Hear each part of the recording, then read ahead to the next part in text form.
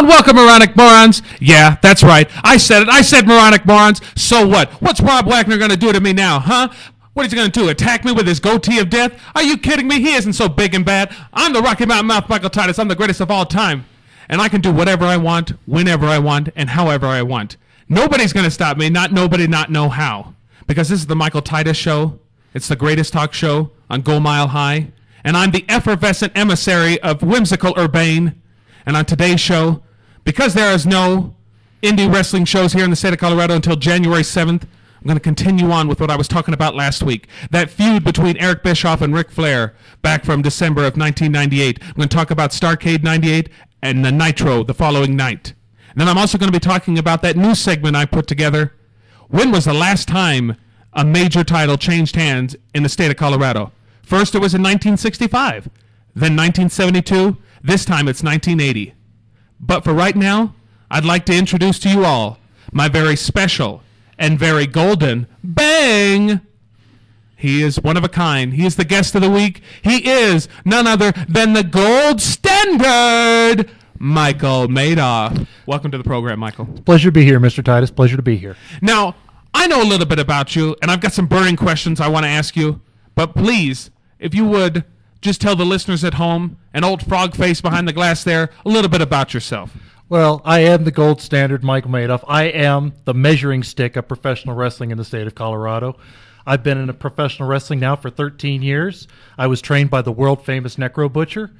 I spent 11 years wrestling in the state of Texas, and I moved here to Colorado because Texas, although it was easy, I saw so much more potential to just dominate the state of Colorado, so I came here to wrestle. What was the guiding force for you to get into professional wrestling? Well, I started watching the old Pacific Northwest way back in the 70s, the Don Owen promotions, and I realized that that's what I wanted to do. I enjoyed being the center of attention. I enjoyed being in front of a crowd. So I said that wrestling would be my thing. I don't sing, I don't dance, I'm not a great actor, but I'm a great performer as far as the wrestling and as far as sports entertainment, so that was my goal, to make it into wrestling from the Don Owens promotions, and I made it. Did you get into wrestling for the money? No, definitely not for the money. Why is that? Well, Do you have money? I have a good share of my own money, and through some smart investing and things like that, I am a multimillionaire, so I don't need the wrestling money. I got into it more for the thrill that you only get from making a crowd react exactly how you want them to react. Now, at a recent NEW show, you explained to the fans that you tried to be a nice guy. You tried to give them the benefit of the doubt, and then they turned against you. And you explained why you use that air freshener. Well, explain to these listeners why you use it. Well, originally in Texas, I wrestled there, and all those drunk hillbillies, they smell, they can't take a bath, they eat nachos, they flatulate everywhere. It just was the horrible, most awful stench you ever imagined. So I started bringing air freshener to the ring so that I could at least not throw up on these people. And I carried it up here to Colorado, and wrestling in Golden, Colorado, which is the armpit of Colorado, I might add. It is, exactly. If it wasn't for the Sons of Guns or whatever it is, nobody would have even heard of that place. So I go there, and then I find that the Coors Light Brewery's there, and the people still drink and flatulate and eat nachos, and it was awful. So I just had to bring it with me, and so I don't throw up. There are a lot of disgusting individuals in Golden, and they do not respect the talent that you possess, the talent that you have cultivated over the past 13 years. None. I mean, the guy they even booked me against, he stuffed his face, he threw up, he doesn't show. So I had to wrestle Sam Udell, who... Some young punk kid? I did a little research on Sam Udell. I thought he was just some guy that got lost on the beach, couldn't found his way to Colorado, but Sam is actually being looked at by WWE, so he is a potentially good competitor. He's just very green. He thought he was going to step up and make a name for himself at my expense. Though he's got some talent, he's not up to the gold standards level. He's not up to the gold standards level, that's for sure. He did go to Shradwin, Nebraska, that university there. He was trained, and he was seen by a lot of the talent scouts, and he's on an up-and-coming riser here in the state of Colorado, that's for sure. But a man of your class, your distinction, your level, the gold standard, it's unparalleled. It is. But I understand that, when you are the top dog, people are going to try and make a name for themselves at your expense. He didn't have enough expense to make it, so nobody has so far. No. And outside of wrestling, you mentioned that you had some investments that led towards your wealth. How did you acquire that island of yours? Well, I actually found there's a company in Saudi Arabia that will make their own islands. They've done it for the United Arab Emirates, Really? and they've done it for Bahrain and Qatar. I brought them into the Pacific, and I found the area where there's least amount of tsunamis, least amount of typhoons, and I had them design me an island, and I went ahead, and it was $2.6 billion to go ahead and get that built to exactly how I wanted it. Well, those oil riggers out there in Saudi Arabia certainly have the power and the control over there, and you being a man who is not afraid to throw around your money certainly took care of that. Oh, no. And how was that plane ride out here today? Yeah, coming back from your island? Oh, yeah. First class all the way. I got to tell you, Dave, it's unparalleled. This man, first class accommodations, top to bottom, nothing better. I sat up there, right in there in this big cushy chair. It was a private jet. This man knows how to live, that's for sure. But do you have any wife or kids at this point? Or I am divorced. I do have one child. She is very well taken care of. She lives the lap of luxury as well with her mother, who takes very good care of her. Because of my traveling schedule, I felt it was best that she stay with her mother for a little bit of stability. Right. Yeah, well, I mean, there's nothing wrong with living the life of Riley, that's for sure. Oh, no. Being well taken care of and all that. But, so what is your goals and aspirations? If you just joined us, my guest is the gold standard, Michael Madoff. Do you have any goals or aspirations in life or wrestling or both? I did have a goal to make it all the way to the WWE. Unfortunately, Vince has just about as much money as I do, so I couldn't buy my way onto WWE. I had to earn it. I've been very close. I've done some dark matches. I just never made it. So now my goal is to dominate the state of Colorado and start my own wrestling league that pushes people towards Vince. I have enough wrestling skill, enough managerial skill, enough microphone skills that I could train up-and-coming wrestlers like Sam Udell, if he would be interested, and push them on towards Vince. And speaking of Sam, you've already explained what your thoughts on him are, but let me ask you, what are your thoughts on like a superstar? I'm very impressed with the Superstar. Superstar is a very, very surprising talent. I saw him when he first started out, when he was doing commentary right next to you at the ACW shows, and I've seen how he's progressed through the university and on to wrestling in the state of Colorado. And for somebody that everybody thought was not charismatic, was not physically imposing, he proved everybody wrong. Although our philosophies are different, the physical attributes and the gifts the Superstar has are very surprising. They are indeed. And so we talked about the Superstar, we talked about Sam Udell. What do you think about Aaron the Candyman?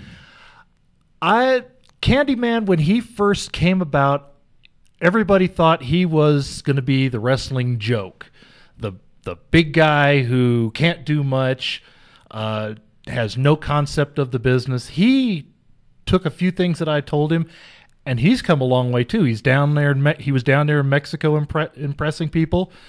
He and I, in fact, under your tutelage, won the ACW tag team titles. That's exactly right. Yes, he's proven himself to be a very, very valuable commodity to Colorado wrestling. Most definitely, and the strides that he's making in Mexico, it's unbelievable. And he is on his way back there at the end of January. And I understand that he's going to be making a lot of headway, making a name for himself, and getting noticed by a lot of the big names down there in Mexico. Well, I wish Candy the best of luck. He definitely deserves it. Well, when we get back from the break, I'm going to be talking to Mr. Madoff a little bit more and asking him his thoughts on a particular wrestler here and there, and then also what his thoughts are on the 5 major promotions here in the state of Colorado. We'll be back for more of the Michael Titus Show right here on GoMileHigh.com. GoMileHigh.com. Are you freaking kidding me? GoMileHigh.com. Did you see the game last night? No. Me neither. Wish I knew the score. Hey, what's that up in the sky? It's a long drive. It's a pop fly. It's Superfan! Did I hear someone in need of sports? Oh, yes! Superfan! I need sports. Well then, GoMileHigh.com is what you need. We've got all the sports you can handle. Oh, thank you, Superfan. Catch your breath. When you think of horses and insurance, you probably think of hurdles. At Equisure, they pride themselves on giving you a smooth ride because Equisure employs insurance people who are horse owners, competitors, and equestrian participants. The unexpected in the horse world can be costly. Don't wait to have a claim to find out. Equisure. Protect your passion. To get a quote, visit equisure-inc.com or call 800-752-2472. Equisure. 800-752-2472.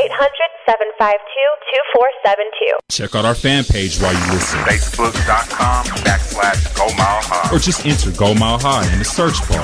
Duh. Not only is the Full Nelson Go Mile High's first and only professional wrestling talk show, but we're also the new hotbed for special guests such as legendary wrestler Vader. From the power of the Rocky Mountain, it's time. My son Jesse just quit on me. He let me know that the WWE had come calling, and so he had to quit. I told him he had a contract, and he said, well, sue me. Tune to the Full Nelson every Wednesday, 7 p.m. Mountain Time, only on GoMileHigh.com. Catch your breath. Internet Sports Radio. GoMileHigh.com. Go Mile High.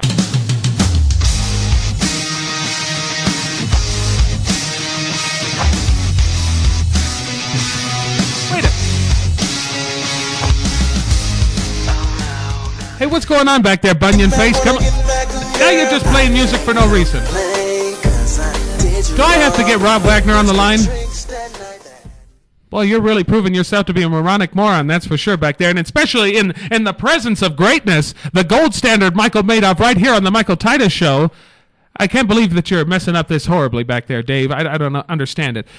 But as I said, folks, I am here with my special guest of the week, the gold standard Michael Madoff.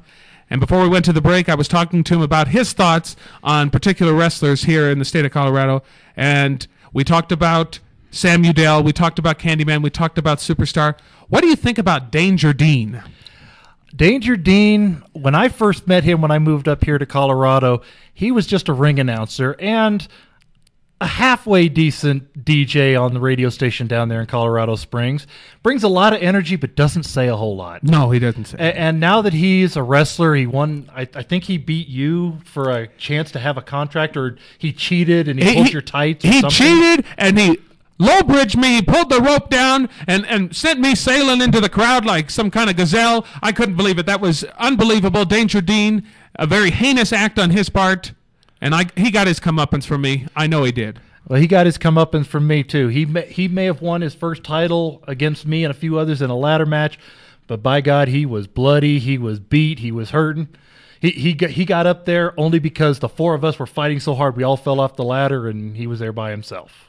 He was just in the right place at the right time, that's for sure. That's all it was. And now he's a second-time champion and is having some trouble with the Superstar, and I hope the Superstar kicks that big melon off of his shoulders. You know, I am indeed the owner of ACW, and I've tried to make amends between the two of them and try to, you know, for them to see both sides of the fence and see that the Superstar is just trying to make a name for himself, trying to get his way up to the ACW title, and Danger Dean is just a hothead thinking that, well, just because he super kicked me a few times, that means I need to go berserk on everyone. No, that's just not how it works. And I really believe that Superstar might prevail one of these days. I think he will. I think his time is just waiting. I think he's going to eventually push his way through. He's going to hold that title, and then WWE is going to come looking for the Superstar because he's going to be a name for a long time to come. He's on the precipice of greatness, that's for sure. Definitely. What do you think about the NEW owner, Stephen Powers? I really don't know what to think of Stephen Powers yet. He shows flashes of greatness and then steps on it. His idea of putting that triple threat together for the first title, flash of brilliance, and then putting it on Bronx. Well, no, I didn't agree with that one 100%, but it is his right, and Bronx is a great and worthy champion. But then to step in the ring and even put himself within 100 yards of Kincaid, that's a flash of stupidity. Exactly. I mean, the only bright moment that I thought he had was when he was in a moment of danger, he used a taser on Kincaid. Now, that was a stroke of genius. That was definitely another flash of brilliance, but he needs to, if that's going to be his modus of needing weapons because he's not a wrestler, yeah, exactly, then he should use it all the time. He should Absolutely. do that or have a bodyguard out there to take care of his business. What do you think of the owner of NRW, Swan Christopher? I think he is another one of those people that talks a lot, says very little. I've been there a few times. I've been working through their great bureaucracy of trying to get my name onto their rosters, but the bureaucracy there is it's like the United States bureaucracy. It's bureaucratic convoluted. BS, that's for sure. It is so convoluted. And by God, that Alexis Vane, I took one look at that thing. Wow. You see the predicament that I'm in. That's not a man. That's not a woman. That's a sea slug. That thing is hideous. Oh, my God. I couldn't believe it. I've been trying to be a proponent for you to get onto NRW as well, but working with Swan Christopher is like pounding your head into the wall. Yes, all he cares about is if you've got 65 relatives that are famous in some way, shape, or form. But I need to see that birth certificate because I don't think he's got all those relatives. I don't think his cousin is this person or his brother is that person. I think that's just, lip service trying to make the name bigger.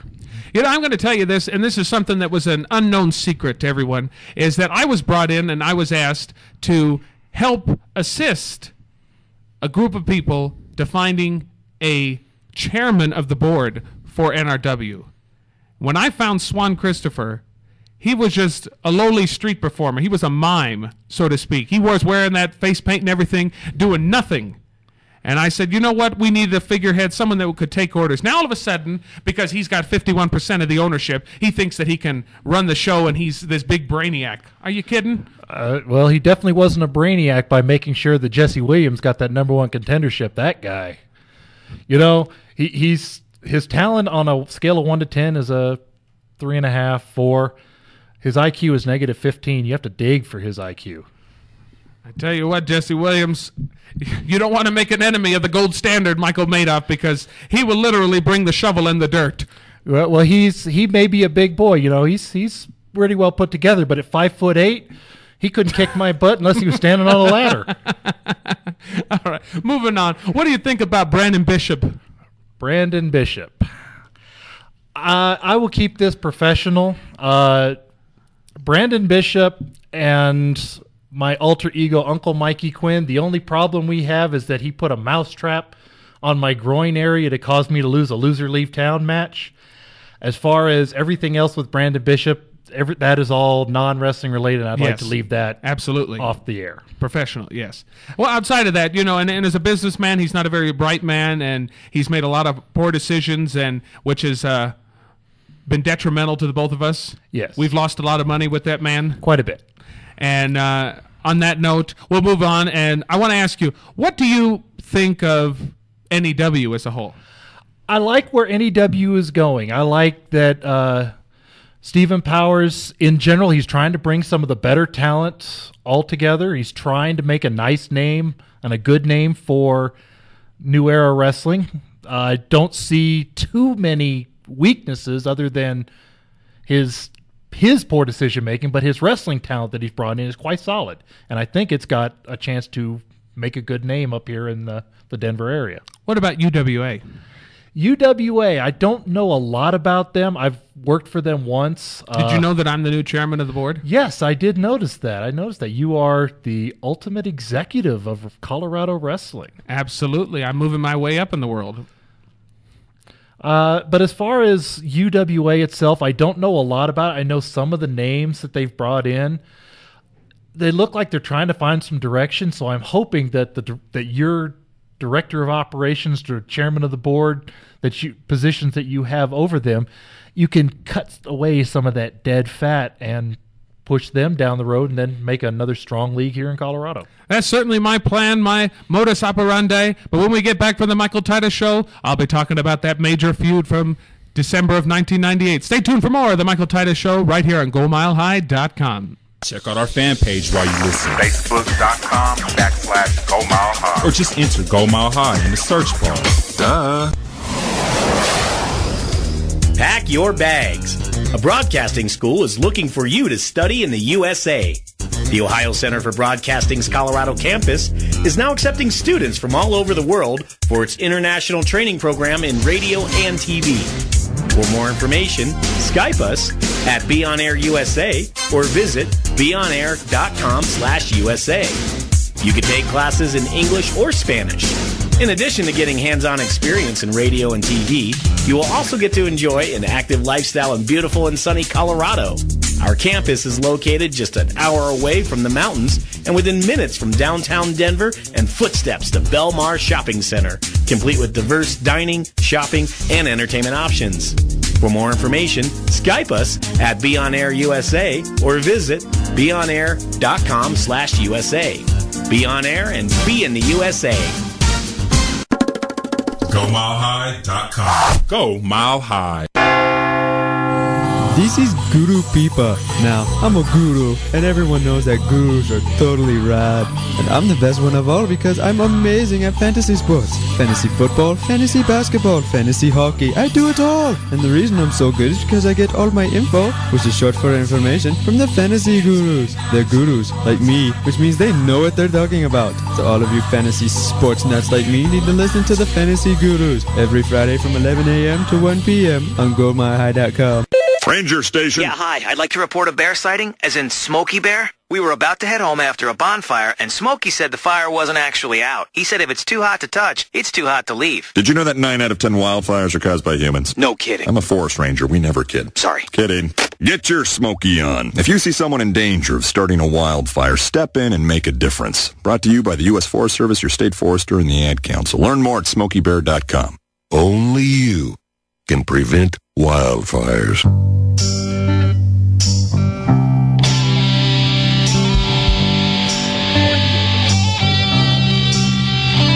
Good afternoon and welcome back to the Michael Titus Show right here on GoMileHigh.com. I'm sitting here with my very special guest of the week, the gold standard, Michael Madoff.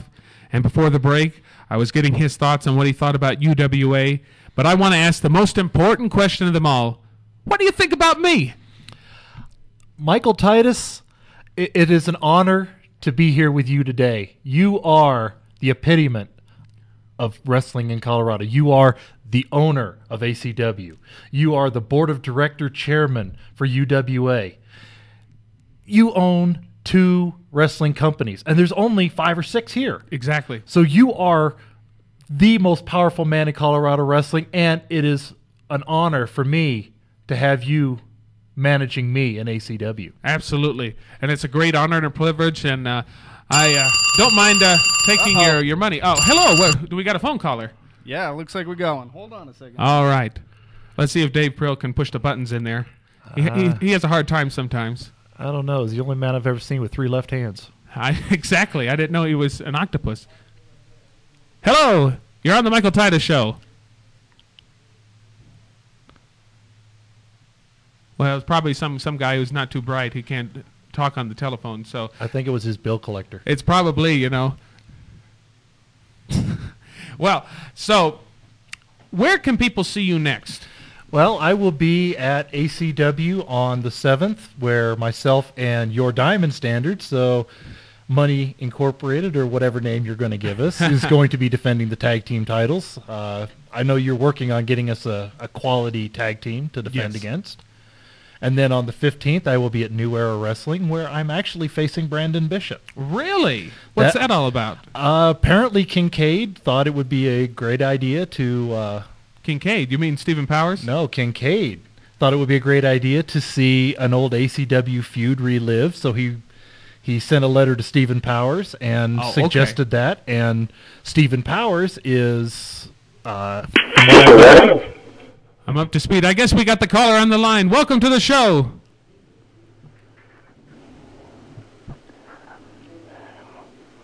Hello, how are you doing? This is Ref Rodney. Ref Rodney, welcome to the Michael Titus Show. What can I do for you? Thank you very much. I just wanted to get both of you guys' thoughts on what you thought of the popularity, the growing popularity of Lucha Libre in Colorado. You know, I'm quite surprised by it. You know, there was for a period of time, I understand here in the state of Colorado, there was a lot of it was a huge popularity. They were selling out the National Western Complex, and then it kind of died out. And I think the reason for that is that if you don't let a Mexican know about the Lucha Libre in town, they're not going to be able to go to it. But once you let them know, they're going to come in droves. They're going to come in herds. Cattles of people will be coming. What about you, Uncle Mikey? Well, not being a big follower of Lucha Libre in the past, I don't know a lot about it. I'm not originally from the state of Colorado. Until 2 years ago, I'd never lived here, so I don't know much about the Lucha Libre scene in Colorado. But I like Lucha Libre from the standpoint of when it's properly promoted, when you put the word out there that Lucha Libre is coming, the crowds, like Mr. Titus said, the crowds come in droves. You will have 12, 15, 1,800 people on a small everyday card versus the 100, 150 that American wrestling gets. So I'm hoping Lucha Libre really starts taking off, because whether it's Lucha Libre, whether it's Puroresu, the Japanese wrestling, or American wrestling, it's still professional wrestling, and it still needs an audience, and it still gets the word out, because Lucha Libre will book American wrestlers, Americans will book Lucha Libre, and everybody wins. Right. I know in ACW we have our luchador Hoto Loco, plus we also have Azteca Guerrero, and they're both starting to get a little bit of a bigger following as the weeks and months progress. Would you be interested in doing a lot of fighting against, or as they call it fighting, because lucha libre means free fight, so which we refer to as wrestling here in the States. But would you be doing any wrestling against some of these other luchadors that are coming in? Well, as a matter of fact, Azteca Guerrera had actually contacted me. I guess there's something in a league called OMLL up here in the Denver area that he's got some problems or some issues going on, and has asked me to come and assist him in his wars there in OMLL, and I have graciously accepted his offer to help him out. As far as Hoto Loco, I've done a little bit with him, but not a whole lot. I'd like to do some work with Hoto Loco, but right now my goals in wrestling are a little different than battling against him. I've got the tag team titles to defend, but not saying that down the road I wouldn't be defending against Hoto Loco. Right. And what about you, Mr. Titus? Would you be warm to the idea of managing a Mexican wrestler? You know, it's quite interesting that you asked that. On one note, being that I am a owner of 2 out of the 5 major promotions in the state of Colorado, and then there are the 4 minor promotions, Organización Mundial de Lucha Libre being one of them. I've been a big proponent of Lucha Libre, and I've told often of the other owners in the state of Colorado, I said, if you start incorporating more lucha matches on your card, you're going to get more of a bigger of attendance. And then at the same time, I actually am a person who would be interested in managing a luchador, and at one particular point in time, I actually managed Noah Torella at a Denver Lucha Libre show.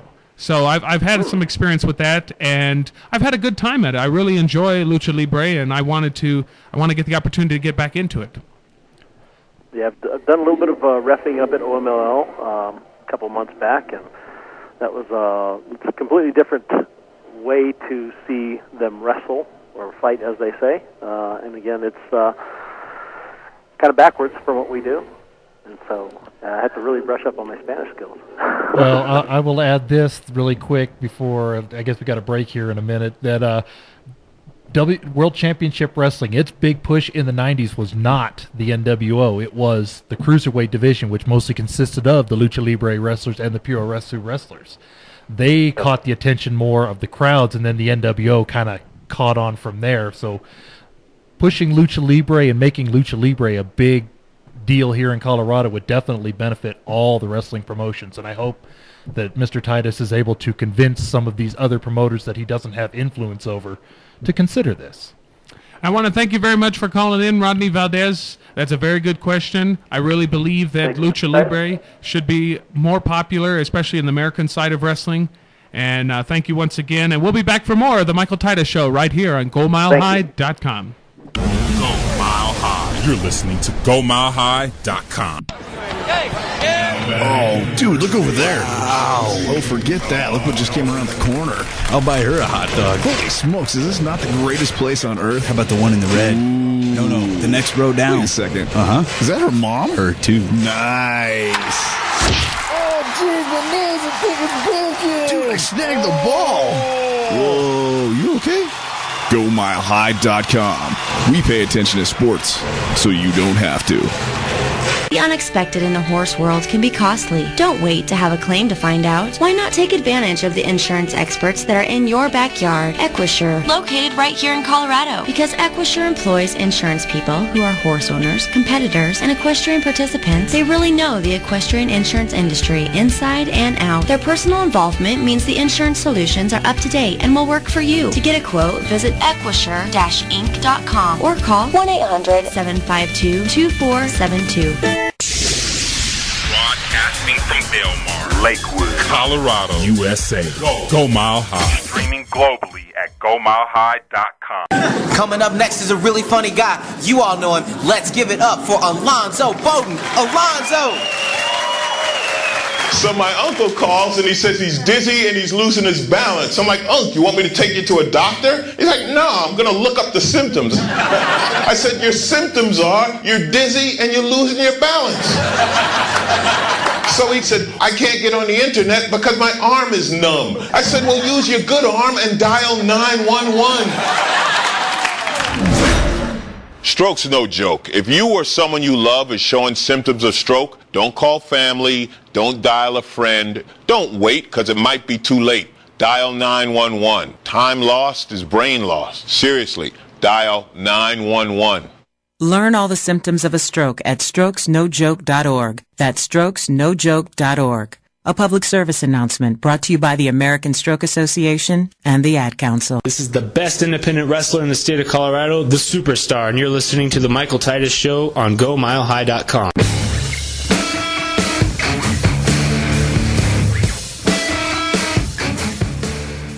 Good afternoon and welcome back to the Michael Titus Show right here on GoMileHigh.com. It's a beautiful afternoon here in the Belmar area in Lakewood, Colorado, and I'm here with my special guest, the guest of the week, the gold standard Michael Madoff.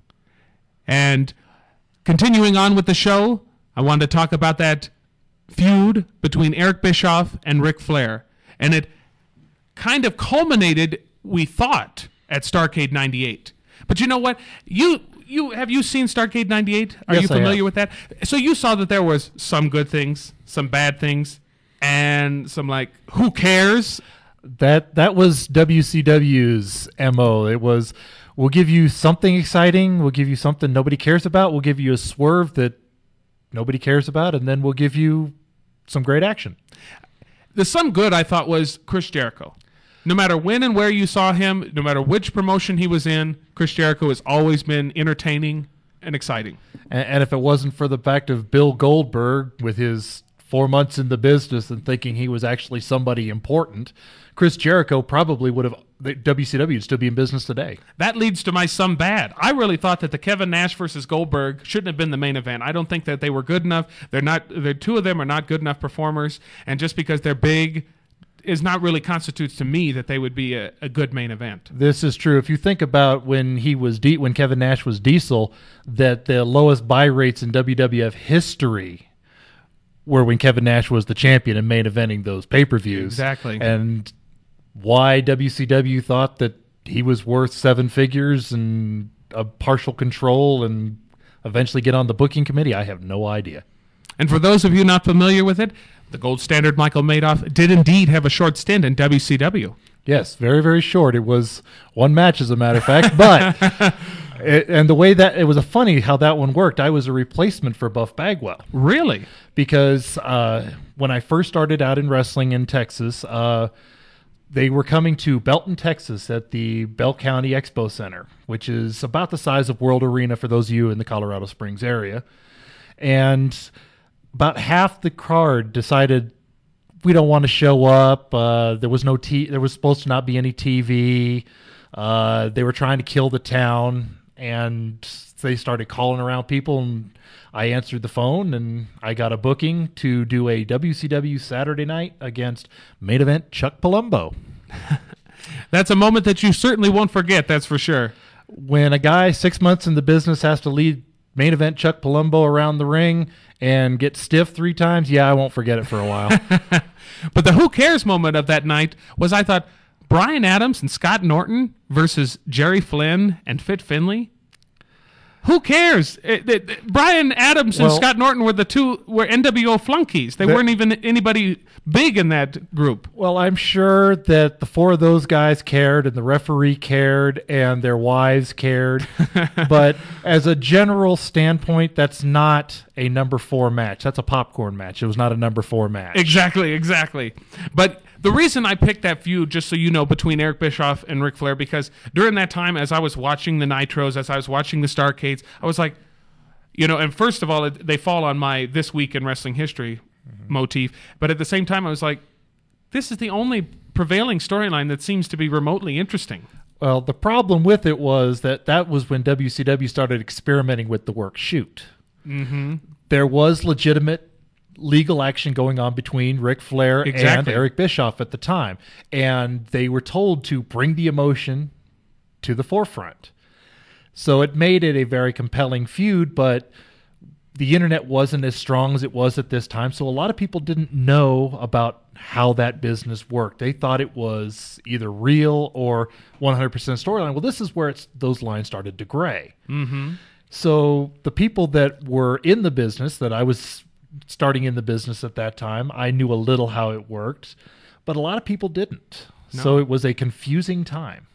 And what was interesting, I thought, about that at Starrcade 98 is that Ric Flair had a promo, like he always does when he had an interview with Mean Gene Okerlund, and this just so happens to be my promo of the week, and this is what he had to say. I wanted to get the sound clip, but I couldn't find it and try to put it into the system or anything, but he says, when I say we beat up Bischoff, I mean we beat up Bischoff piece by piece. We stomp his arm, we strangle his neck, we bite his fingers, we gouge his eyes, we kick him in the you-know-whats. We put the figure 4 on him, we squeeze it until the bone goes. I've seen it, I've heard it, and I've felt it. With a little luck, and by the grace of God, you, my friend, will find out what it means to be a jet-flying, limousine-riding, kiss-stealing, wheelin'-dealing son of a gun. 'Cause tonight, you're going to bleed, you're going to sweat, and you're going to pay the price of wrestling tradition. And then he did his infamous, woo! So, yes. Wanted to get your thoughts on that. If you just joined us, this is the gold standard, Michael Madoff. What are your thoughts on that promo? Well, the thoughts on that promo, Ric Flair, for being as well known as he was, a lot of people thought he was the greatest wrestler alive. He wasn't. I'm sorry. I am a big, huge fan of Ric Flair, and I have stolen from him liberally, but he is not the greatest wrestler. Promo man, he is definitely one of the best. He elicits a great sense of emotion, whether you, like you said, whether you like him or you don't like him. He's the best thing going today, and when he's talking, he is. And you listen. And that promo, it brought out the emotion, it brought out the real things he really wanted to do, but he was professional enough not to hurt Eric Bischoff in the match legitimately. He hurt him professionally, and he hurt him emotionally, but he did not hurt him physically. So that promo was, along with the Mick Foley anti-hardcore, is probably one of the better promos I've heard. Now, later on, Bischoff went out there and tried to pour more salt in the wound, and he put his rebuttal. And quite frankly, I just wanted to give a synopsis of it because he's kind of boring on the mic. Wouldn't you agree? Eric Bischoff is not boring on the mic. When he was in AWA, he was boring on the mic, but he learned. He was kind of just slowly. But he was thrown out there. It was basically, hey, you've got a suit on. We need you to come out from behind the marketing desk and go up there in front of the camera. He didn't know what he was doing. He doesn't even have a degree in communications. It's true. And so he started out boring and worked his way up. He got good, and then he got complacent. He was, his NWO thing. He thought his stuff didn't stink, and that's when he got boring again. When we get back from the break, I'll tell you all about what Eric Bischoff said on that night. We'll be back for more of the Michael Titus Show right here on GoMileHigh.com. Go Mile High. GoMileHigh.com. You're listening to GoMileHigh.com. Oh. We may not be perfect, but we love sports. GoMileHigh.com. Colorado sports lifestyle. Catch your breath.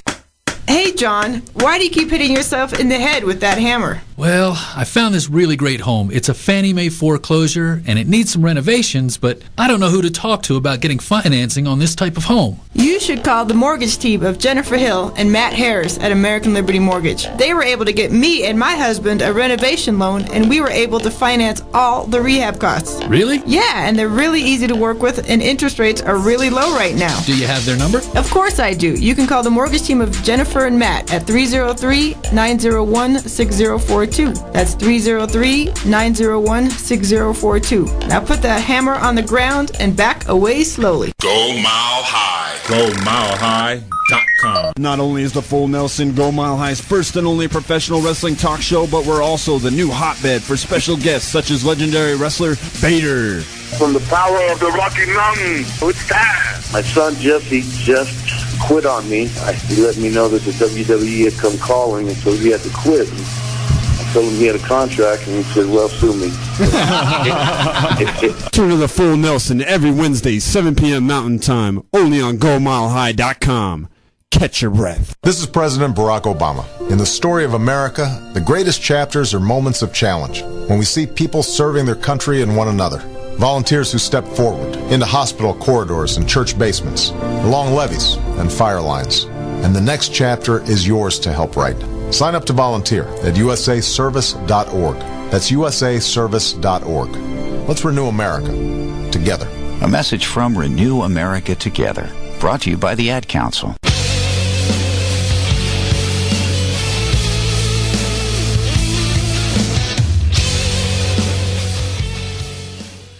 I, Michael Titus, on the Michael Titus Show and GoMileHigh.com, would like to congratulate our colleague Luke Sobiak and MMA Uncensored for being nominated for Best Media Outlet in the upcoming Colorado MMA Awards.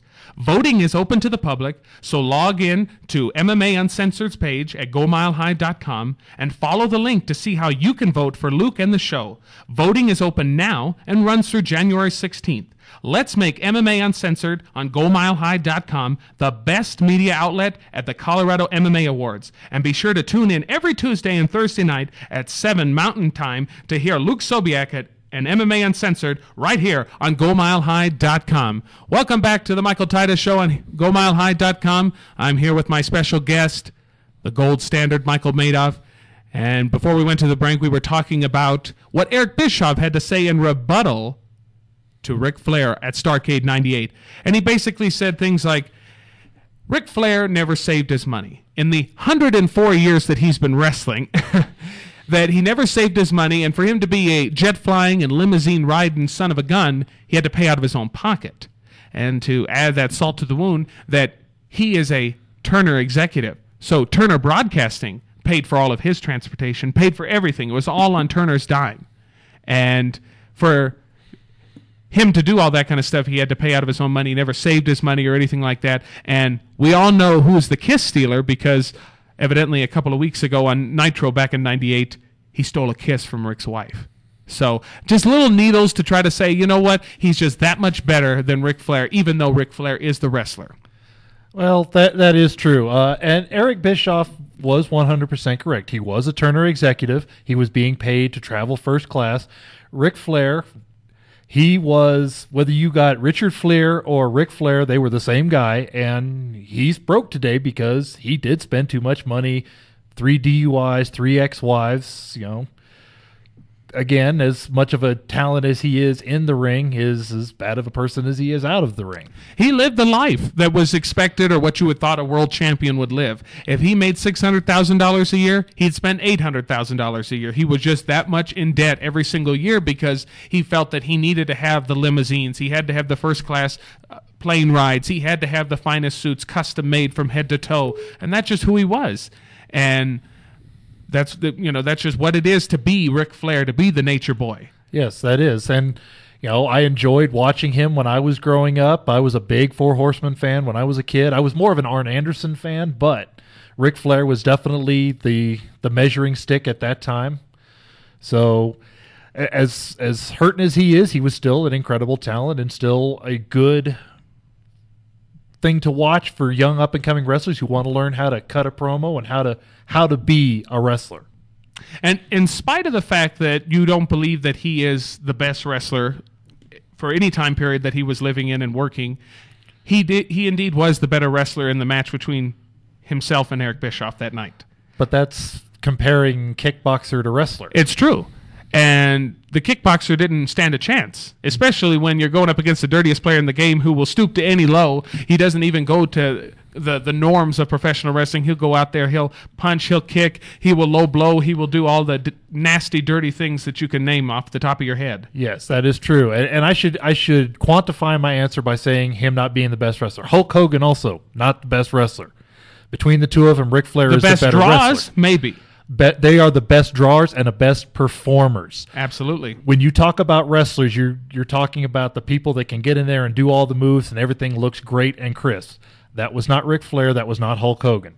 Hulk Hogan and Ric Flair combined could draw the emotion out of any crowd between their selling ability, the ability to work the microphone, just the way to connect with one person in the crowd, and it would spread. And that was what their contributions to wrestling were: how to make the whole arena ride the roller coaster. It shouldn't have been ride Space Mountain. It should have been riding the roller coaster, because it doesn't matter if it's a roller coaster inside of a dome or outside in the amusement park. Those guys knew how to take the crowd up and down the mountain. Exactly. And in that match, the finish of it was this. He put the figure 4 leg lock on Eric Bischoff. He was about to win the match. Eric Bischoff was about to submit. And while he was pleading with the referee to try to get him to ring the bell, but he was like, Eric Bischoff didn't say I quit or I tap out or anything like that yet. So while the back was turned, Curt Hennig comes to the ring, slips some foreign object to Eric Bischoff. Eric Bischoff nails Ric Flair, knocks him out momentarily, and gets the cover for 1, 2, 3. Which was a good piece of booking. It really, really was. Because that added another 6 months to that feud, which was the biggest thing that WCW had at that time. They had just worn out the NWO. They were starting to falter, and they needed something, and the crowd started picking that up a little bit. And it was a good idea, especially using somebody with the technical acumen of Curt Hennig to try and help guide Eric Bischoff along. Absolutely. And then the next night on Nitro, when you think all is lost, when you think Ric Flair has lost everything, when he goes out there and talks with Mean Gene Okerlund and says that everybody wants him to go home, to hang up the boots, to retire, his wife, his kids, everybody he meets says, you know what, if you can't beat Eric Bischoff, then you might as well just give it up. And he says, you know what, I'm going to go to Nitro, and I'm going to make Eric Bischoff an offer that he can't even refuse. And he says that if he wants one more match, and if Eric Bischoff can beat him, then he will retire and give everything he owns over to Eric Bischoff, including what he was wearing that night. That Hugo Boss overcoat, that Perry Ellis sweater, that $2,000 alligator skin belt, the $30,000 gold Rolex, $3,000 in cold hard cash in his pocket, all of his houses, his cars, his money, you name it. He was going to turn it all over to him if Eric Bischoff won. But if Ric Flair won, what happened? He became the president. For 90 days of WCW. Yes. And that match happened. Chaos ensued. Craziness. NWO Horsemen were out there. Giant comes out, chokeslams Ric Flair. Randy Savage, who just comes back from a knee rehabilitation, comes out there wearing the NWO t-shirt, thinking that he's going to show support. He pulls a swerve on the Giant. Everyone vacates the ring, and all that's left is Eric Bischoff and Ric Flair. Ric Flair puts on the figure 4 leg lock. Bischoff submits, and we've got the new owner. Yes, it's one of the few times that I don't like muddled matches that have a lot of outside. Yeah. Not so much a schmoz, but that just the muddle, everything going on. Chaos. Chaos.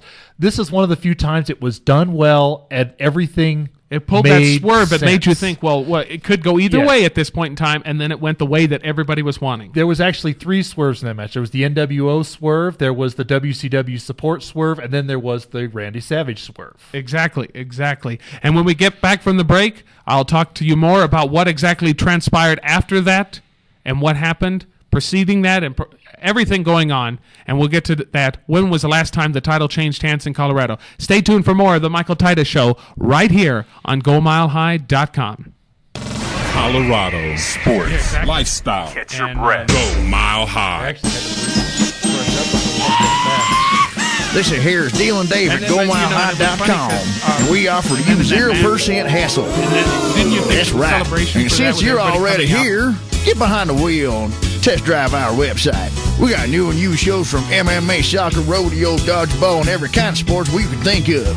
So when you think sports radio, think Dylan Dave at GoMileHigh.com. Colorado sports lifestyle. Catch your breath.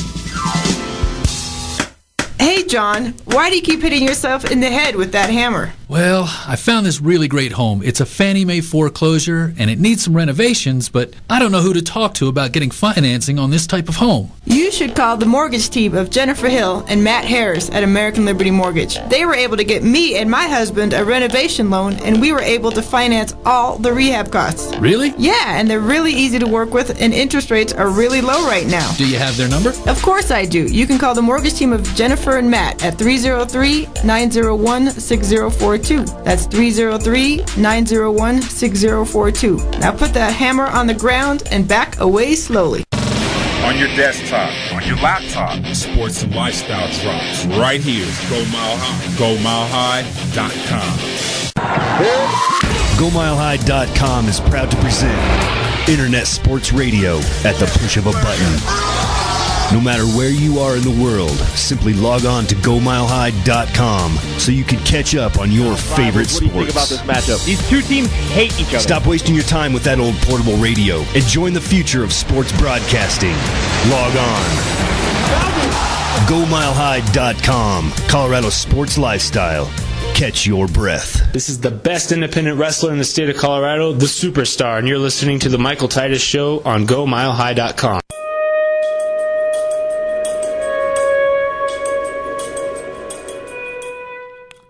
Welcome back to the Michael Titus Show right here on GoMileHigh.com. And I'm here with my special guest, the gold standard, Michael Madoff.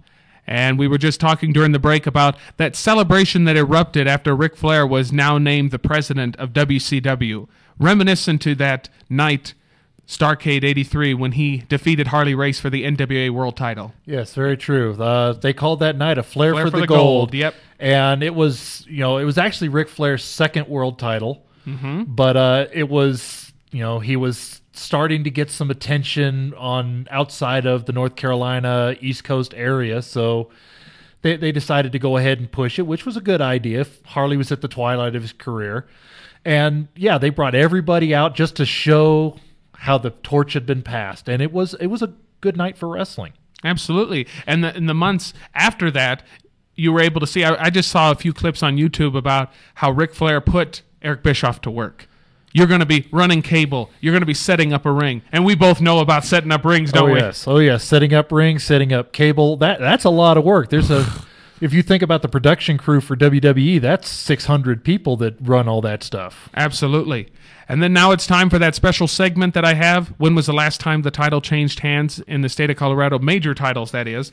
And the first time it was in 1965, was when Mad Dog Vachon became the AWA World Heavyweight Champion.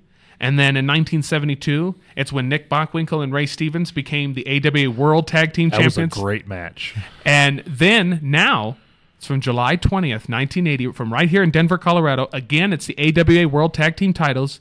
It's when the East-West Connection, Jesse the Body Ventura and Adrian Adonis, great team, were scheduled to face Mad Dog Vachon and Vern Gagne. Those two, Mad Dog and Vern Gagne, they had kind of rekindled a friendship or just created a friendship because they were at odds for many, many years. And from what I understand, Adonis and Ventura just won the titles by forfeit because supposedly Vern Gagne was vacationing in Europe. Well, Vern was a strange writer and booker. He had a great mind for the business. The only problem was the old nepotism circle kind of got in the way on way too much. It was one of those things people wanted to boycott because Greg had just broke in and, Vern was saying, I'm going to make him my world champion. Everybody went, what? Exactly. You don't put a toothpick with a head in the main event. Which led up to the following year to when it was Jim Brunzell, Jumpin' Jim Brunzell, and Greg Gagne. They went up against and took on as the High Flyers, and they beat Adonis and Ventura. That's correct. And that was in 1981, and it was just like, wow, you can just see that nepotism. It's just all of a sudden, that they were given that opportunity, and they took it away. And evidently Adonis and Ventura, after that moment when they lost the tag team titles and never were able to regain them, they jumped ship and went to the World Wrestling Federation. Yep, where Adrian Adonis, if it's too bad he started putting on some weight and then was on the outs with Vince and eventually died, but he was a tremendous performer. Jesse was the charisma, but he was not the performer. He was not a worker, but he had the Hulk Hogan factor. That's why he was a good commentator. He had the Hulk Hogan factor. He could attach himself to a crowd and couldn't do much more than a headlock and shake hands. Exactly. But with this coming to the end of the program, with the end of 2011 coming near and 2012 on the horizon, and contrary to everybody's popular belief, 2012 is not going to be a year of doom. It's going to be a year of change. And it's certainly going to be a good year for me because I've got a lot of things cooking. I'm the host of the greatest talk show on Go Mile High. Of course, next to the Nooner, the On the Pitch, and Press Box. I'm also the owner of 2 out of the 5 indie promotions in Colorado. And I'm the manager of some of the greatest talent walking the face of this earth. And my future's so bright, I got to wear shades, but I left them in the car. Well, your future's so bright that you don't need to worry about shades. You're going to have to worry about being mobbed by people like Bill Gates and Paul Allen who are going to want your autograph. Well, thank you very much for another exciting edition of the Michael Titus Show. Thank you very much to my very special guest. It was a pleasure Michael to be Madoff. here. It was a pleasure to be here. Thank you for having me. Thank you, Rodney Valdez, for calling in. And a word to the wise. Don't party too hard, and I'll see you next year. Stay tuned for On the Pitch with Dave and Ronnie. GoMileHigh.com. Go Mile High.